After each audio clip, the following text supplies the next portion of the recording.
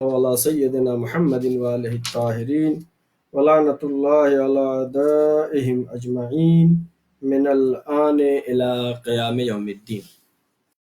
سلسلہ دروس جو کہ مستقل چل رہا ہے، آج سورہ بقرہ کی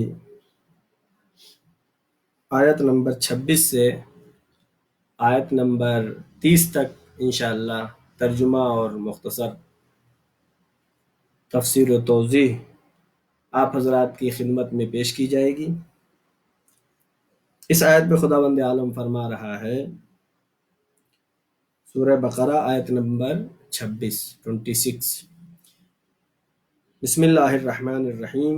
ان اللہ لا یستحیی ان یضرب مثلا، اللہ حیا نہیں کرتا ہے، اللہ شرم نہیں کرتا ہے، ان یضرب مثلا ما بعوضۃ فما فوقها، یعنی کسی حقیر چیز کو مثال دینے میں اللہ شرم نہیں کرتا ہے۔ فَأَمَّا الَّذِينَ آمَنُوا، پس وہ لوگ کہ جو ایمان لائے، یعنی اللہ ہر چیز کی مثال دیتا ہے۔ کیسی مثال ہے؟ کمثل الحمار، گدھے کی مثال، کمثل العنکبوت، عنکبوت یعنی مکڑی کی مثال۔ لہذا مثال میں کوئی مناقشہ نہیں ہے، ہر چیز اللہ کی مخلوق ہے، چھوٹی بڑی ہمارے اعتبار سے ہے، لیکن اس اعتبار سے کہ یہ بھی جاندار ہے وہ بھی جاندار ہے۔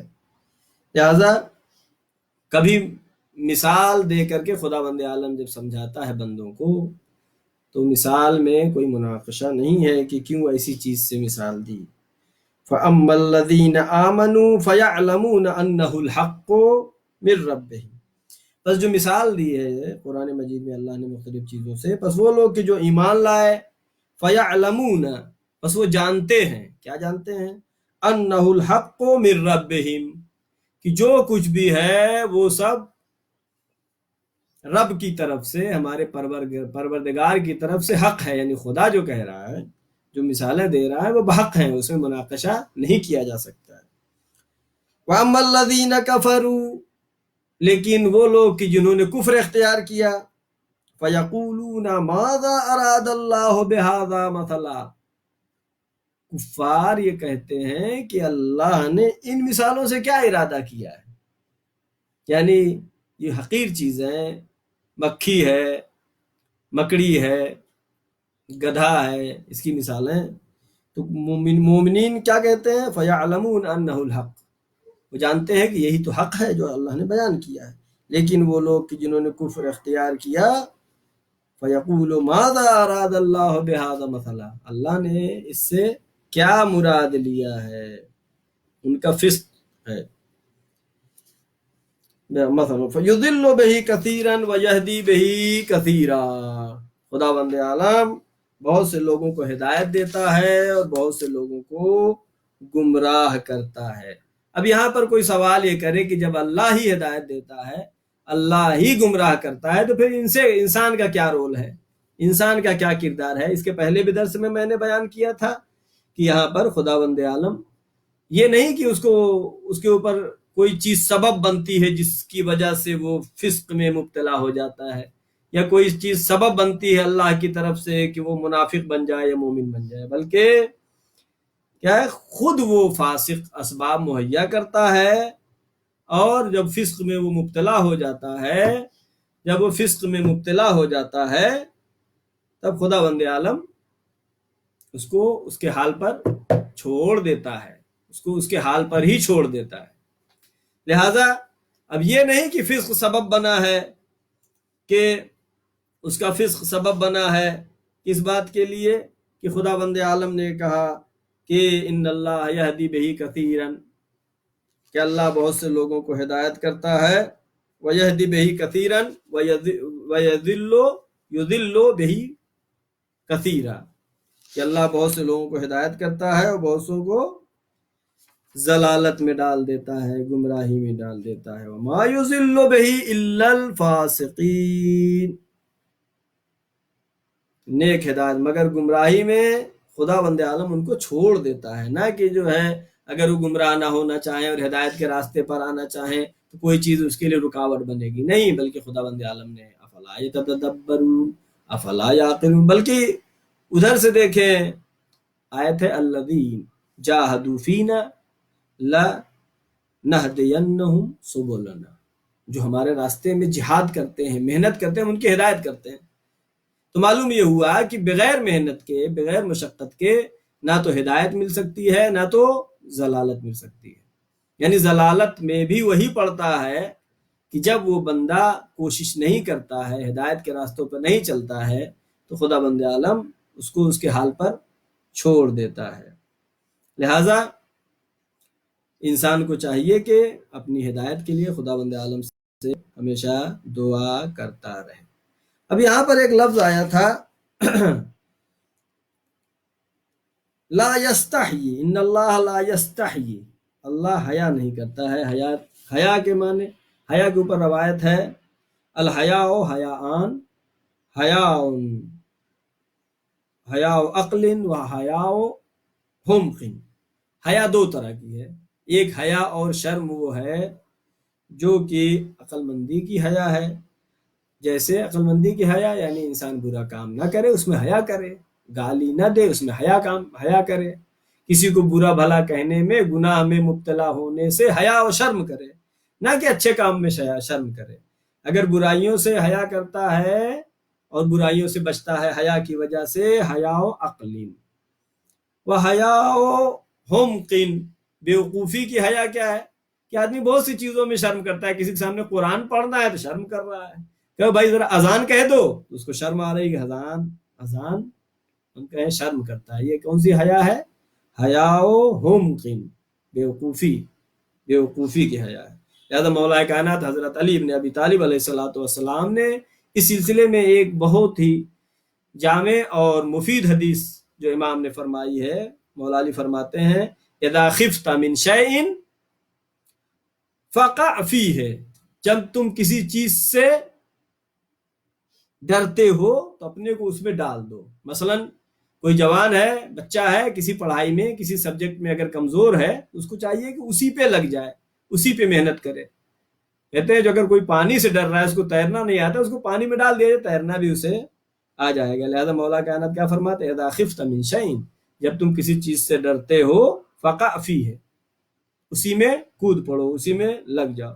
لہذا استاد محترم آیت اللہ محسن قراتی کہ جن کے تفسیر نور سے استفادہ کرتے ہوئے میں مطالب کو آپ کی خدمت میں زیادہ تر پیش کرتا ہوں، انہوں نے ایک واقعہ بیان کیا تھا اپنے کلاس میں کہ کسی جگہ پہ گئے، وہاں پہ ایک شخص ملا، اس سے کہا اذان کہو، تو کہا مجھے شرم آ رہی ہے۔ تو قراتی صاحب فرماتے ہیں کہ میں نے جلسے میں ہی ایک سسٹم اپنایا کہ وہ بھی اذان کہنے لگے۔ کیا کیا؟ کہا پہلے پورے مجمع سے میں نے کہا میں کہہ رہا ہوں اللہ اکبر، سب لوگ ساتھ میں کہو اللہ اکبر۔ پھر کہا کہ اب میں کہہ رہا ہوں اشہد ان لا الہ الا اللہ، آگے والے صرف کہیں، آگے والے کہیں، پیچھے والے خاموش رہے۔ پھر کہا اشہد ان محمد رسول اللہ، کہا پیچھے والے کہیں، آگے والے نہ کہیں۔ کہتے کہتے کہا اب ایک صف والے کہیں، یہاں تک کہ پہنچے حیا علی خیر العمل، کہ حیا علی خیر العمل پر پہنچے جب، تو اس وقت اس شخص سے کہا جو اذان کہنے میں شرم کر رہا تھا اب تم کہو حیا علی خیر العمل۔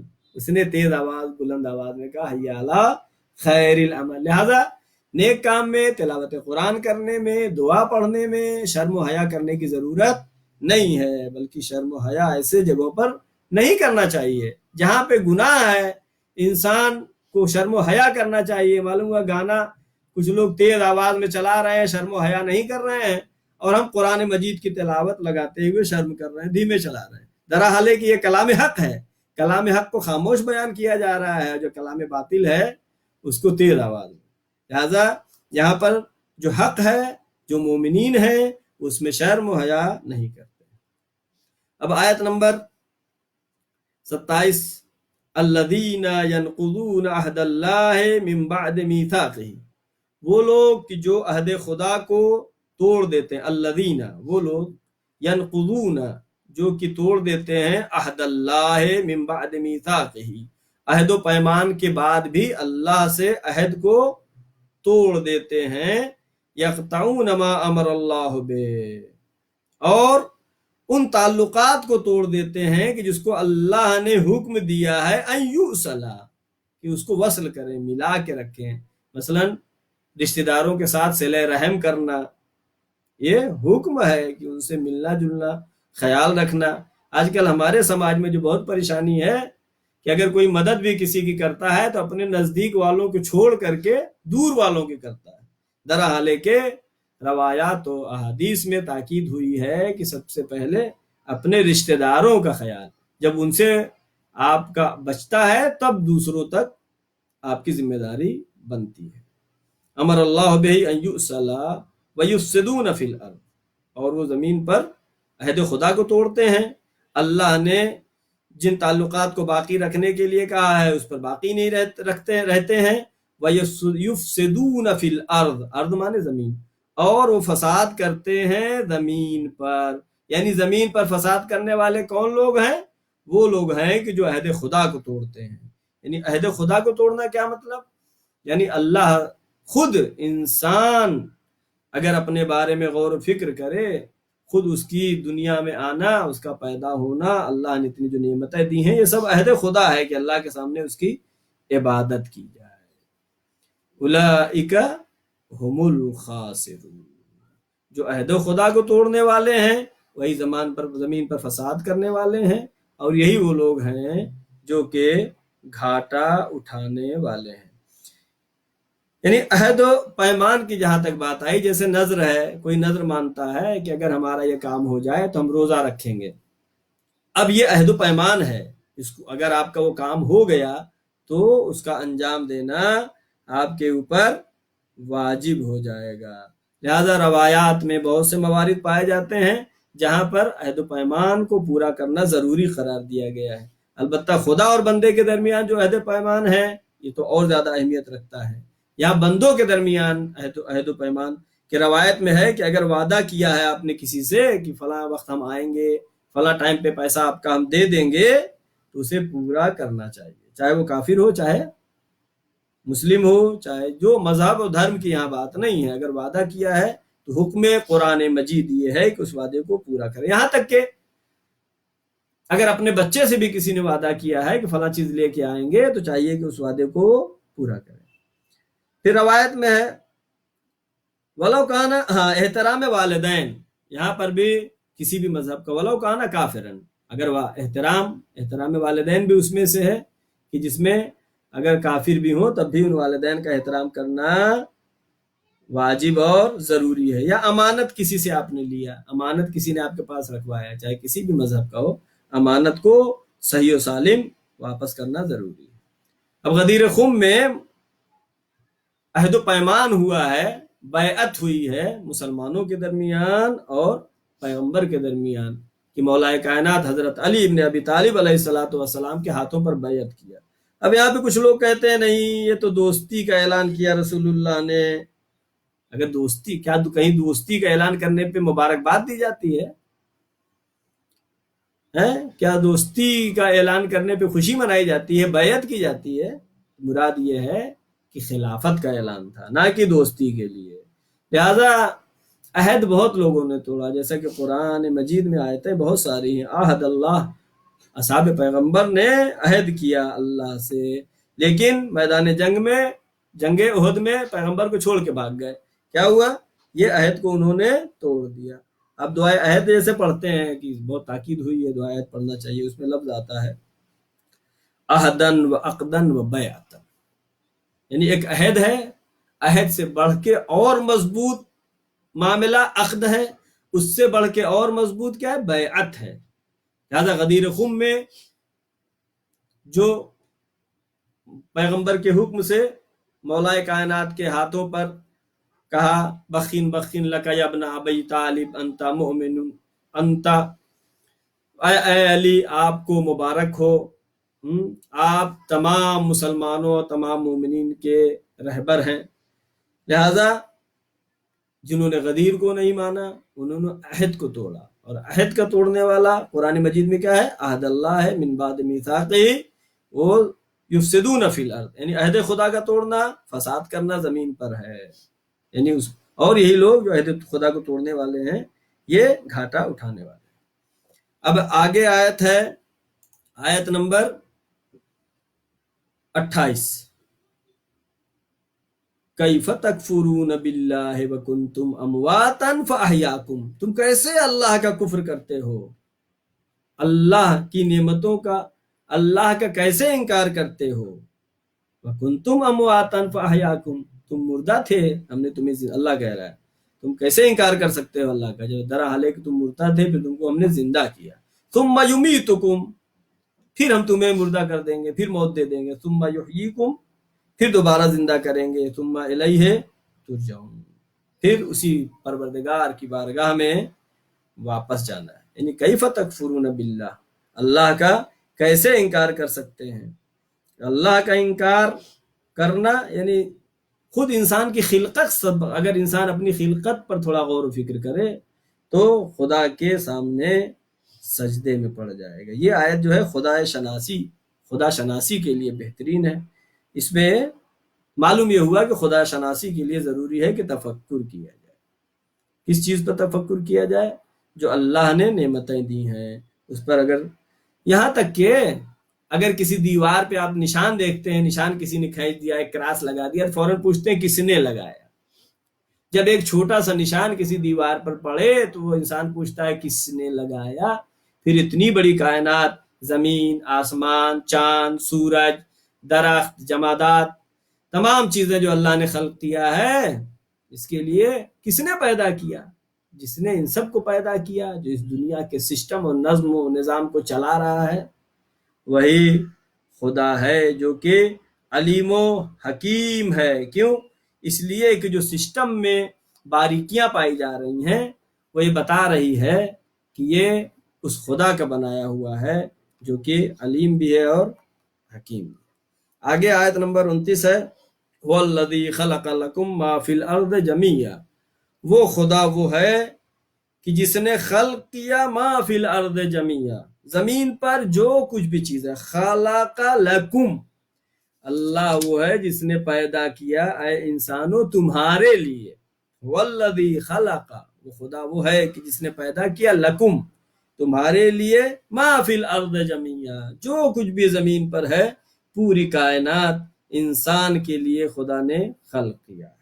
ثم استوى الى السماء فسواهن سبع سماوات، پھر وہ متوجہ ہوا آسمان کی طرف، فسواهن سبع سماوات، 7 محکم آسمان بنائے، انسان کے لیے زمین بنائی، آسمان بنایا۔ آسمان قرآن کی روح سے آسمان کا مطلب یعنی بلندی بنائی، جیسا کہ قرآن مجید کی ایک آیت، اگر کچھ میٹر ہے تو قرآن کی زبان میں وہ بھی بلندی ہے۔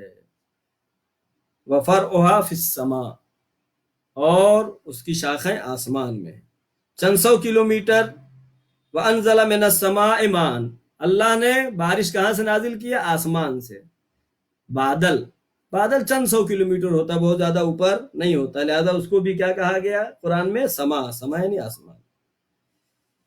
اور اس سے بھی اوپر جو ہے وَجَعَلْنَا الْمَاءَ سُقْفًا مَحْفُوظًا، اللہ نے پانی کو بنایا محفوظ، آسمان کو بنایا محفوظ چھت۔ تو یہ کون سا آسمان ہے؟ یہ جو بہت ہی اوپر ہے، یعنی انسان جتنا 7 سماوات، 7 آسمان، البتہ آسمان سے مراد کیا ہے قرآن مجید کی نظر میں؟ بلندی ہے، جو کچھ بلند ہے، جو کچھ بھی یہ زمین پر ہے وہ بھی سب اللہ نے انسان کے لیے پیدا کیا ہے، جتنے جمادات ہیں یہاں تک کہ آپ سانس لیتے ہیں تو آکسیجن کی ضرورت ہے۔ آکسیجن کیسے ملے گا؟ درختوں سے ملے گا۔ درخت کیسے ہوں گے؟ جب بارش ہوگی۔ بارش کیسے ہوگی؟ جب بادل کو ہوا اڑا کے لے جائے گی، دھوپ کی روشنی پڑے گی، سمندر میں بخار بنے گا، پھر وہ پانی بن کے آئے گا۔ پھر کیا نظم خدا نے قرار دیا ہے کہ سمندر کا وہ پانی جو اتنا زیادہ ہے اس میں سسٹم ایسا بنایا کہ وہ پانی گندا بھی نہ ہو، اور پھر یہ بارش ہونے کے بعد جب بادل آسمان پہ لے کے جاتا ہے تو یہ پانی فلٹر ہوتا ہے، صاف ہوتا ہے، پھر زمین کے اندر جاتا ہے اور فلٹر ہوتا ہے۔ صرف آدمی اگر اللہ کے اس سسٹم پہ صرف غور کرے، اس نظم پر اگر غور کرے تو اس کے سامنے سجدے میں گر جائے گا، اور ان چیزوں کو دیکھ کر کے سجدے میں اگر گر جائے، یہی اصلی عبادت ہے۔ لہذا ہر چیز میں حکمت پائی جا رہی ہے۔ پھل پیدا کیے تو پھلوں کی بہت سی قسمیں ہیں۔ اب جیسے منہ میں دانت ہے، دانت میں کتنا نظم دیا خداوند عالم نے، سامنے کے دانت تیز ہے، اس کے بعد والا نکیلا ہے، اس کے بعد والا ابڑ کھابڑ دانت ہے۔ اگر یہ والا اندر والا دانت سنگ مرمر کی طرح چکنا رہتا تو چبانے میں کتنی مشکل ہوتی۔ ایک ایک چیز پہ انسان کو غور کرنا چاہیے۔ اور آخری آیت آج کے دن کی، اس لیے کہ وقت جو ہے زیادہ ہو چکا ہے، میں جلدی جلدی پیش کرنے کی کوشش کروں گا۔ ثم استوى سبع سماوات وهو بكل شيء علیم، اور اللہ ہر چیز کا جاننے والا ہے۔ تو معلوم یہ ہوا کہ جو کچھ زمین و آسمان اللہ نے خلق کیا ہے، انسان کے لیے مسخر قرار دیا ہے، اور انسان کو اپنے لیے بنایا ہے۔ ہر چیز انسان کے لیے اور انسان کو اپنی عبادت کے لیے۔ وما خلقت الجن والانس الا لیعبدون وهو بكل شيء علیم۔ علیم لفظ یہاں پر آ رہا ہے، اشارہ ہے کہ یہ ان سب چیزوں کی تخلیق کا رابطہ علم خداوندی سے ہے۔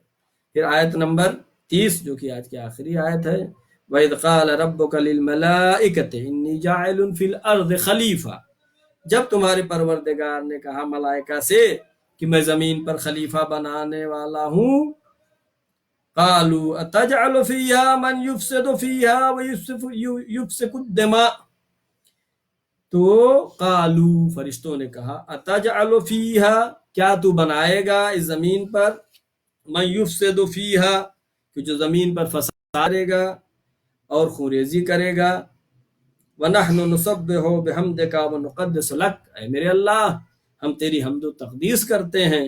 قال انی اعلم ما لا تعلمون، خدا نے کہا کہ جو میں جانتا ہوں وہ تم نہیں جانتے۔ اب مسئلہ خلافت جو اللہ نے کہا، تو فرشتوں نے یہ کیوں کہا کہ کیا تو ایسے کو خلیفہ بنائے گا زمین پر جو فساد برپا کرے؟ تو یہاں پر استاد محترم محسن قراتی صاحب نے چند باتیں پیش کی ہیں۔ ایک تو یہ کہ شاید خداوند عالم نے ان کو بتا دیا ہو فرشتوں کو کہ ہم جو مخلوق پیدا کرنے جا رہے ہیں وہ ایسی ہوگی، ان صفات کی حامل ہوگی۔